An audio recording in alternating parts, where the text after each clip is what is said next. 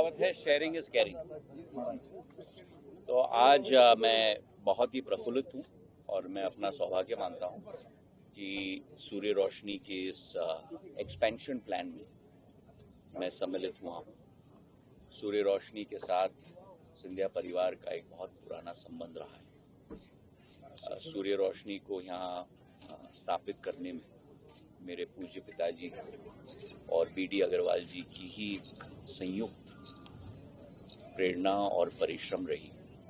आज बीडी अग्रवाल जी को भी मैं श्रद्धांजलि अर्पित करना चाहता हूँ और दोनों के सोच विचारधारा के आधार पे ही आज ये संयंत्र एक तरीके से जीवनदायी जल भिंड जिले और ग्वालियर चंबल संभाग को दे रही है। सूर्य रोशनी ने पिछले 30 सालों में बहुत प्रगति और विकास की है। जैसे मैंने मंच से कहा, आज देश की पहचान सूर्य रोशनी बन चुकी है। करीब करीब 50 देशों में निर्यात होता है 1000 करोड़ का। पर एक चीज़ मैं ज़रूर कहूँगा कि हम लोग सूर्य रोशनी के हृदय हैं और यहाँ ज़्यादा निवेश सूर्य रोशनी के द्वारा किया जाना चाहिए। आज जो मंच से अनाउंस किया गया 10 करोड़ का और 15 करोड़ का ठोस निवेश हमारे मालनपुर भिंड में होना चाहिए। ये मैं निवेदन करूंगा कारमल साहब से और उनके द्वारा हमारे सूर्य रोशनी के मालिक अग्रवाल साहब से भी, और प्रधानमंत्री जी के नेतृत्व में, मुख्यमंत्री मोहन यादव जी के नेतृत्व में मध्य प्रदेश का औद्योगिकरण सुनिश्चित है। जब से मुख्यमंत्री जी ने पद संभाला है, निरंतर उनकी प्रयास मध्य प्रदेश में औद्योगिक क्रांति लाने की रही है। हर क्षेत्र में रीजनल समिट्स, विदेश में रोड शोज, देश के कोने कोने में रोड शोज। अभी असम होके आए थे, उसके पहले मुंबई में थे।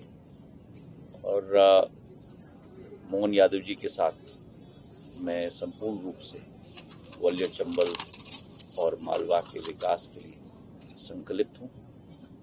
हमारी यही कोशिश है संयुक्त रूप से, उनकी और हमारी, और उनके नेतृत्व में भारतीय जनता पार्टी की मध्य प्रदेश सरकार में, कि रोजगार के अवसर ज़्यादा से ज़्यादा हमारे युवाओं के लिए उत्पन्न हो पाए।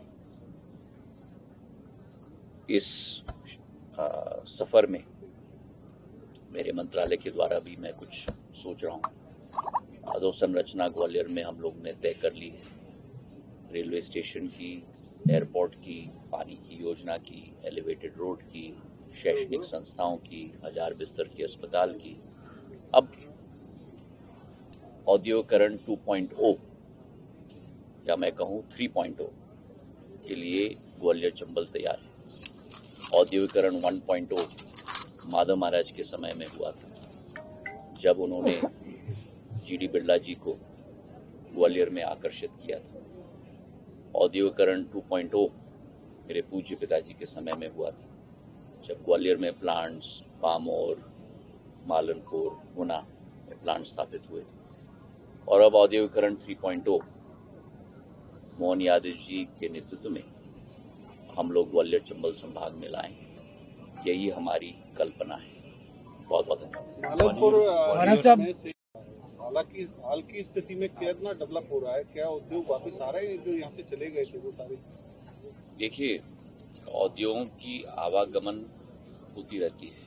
हमारा लक्ष्य होना चाहिए कि जो अधोसंरचना यहाँ स्थापित है, चाहे मालनपुर हो, चाहे बामोर हो, चाहे ग्वालियर हो, चाहे शिवपुरी हो, चाहे गुना हो, वहाँ हम नए नए उद्योगों को स्थापित करें, आकर्षित करें, और जो हमारे पुराने उद्योग उनका चौड़ीकरण और गहरीकरण हो।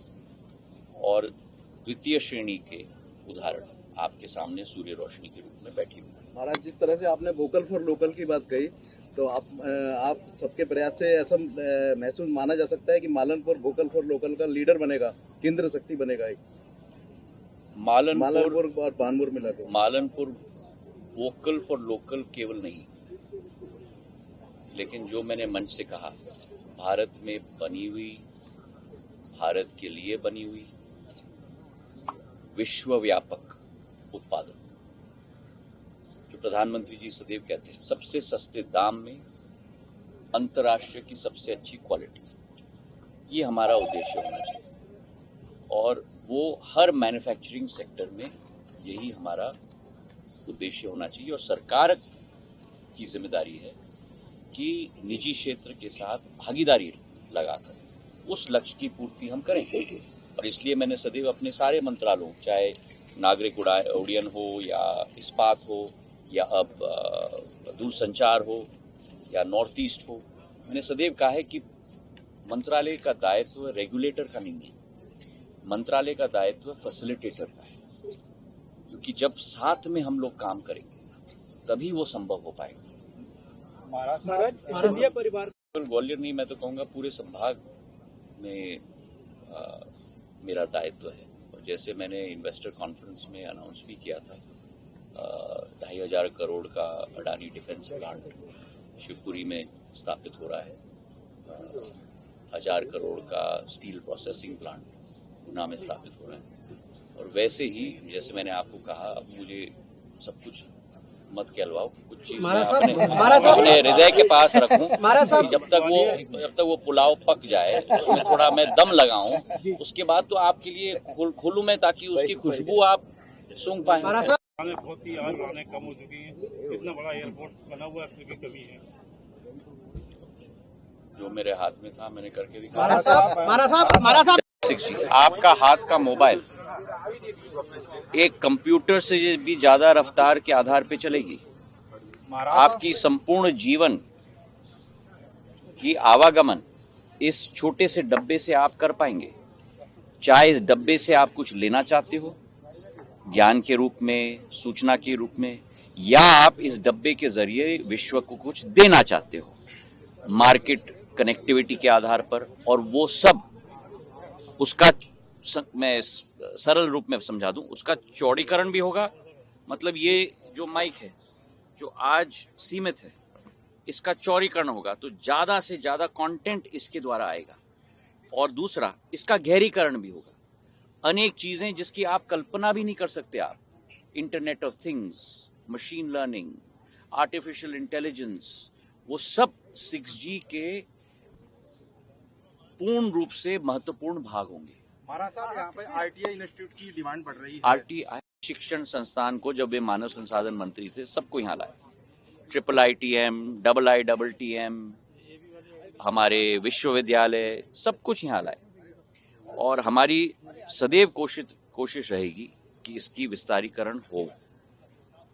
मानचित्र मेरा है ग्वालियर के लिए, संभाग के लिए, मुख्यमंत्री जी के साथ मिलकर, उनके आशीर्वाद के साथ, उनके बरदस्त, उनके साथ के साथ इसे जमीनी पटल पर हम लोग लाने की कोशिश करें।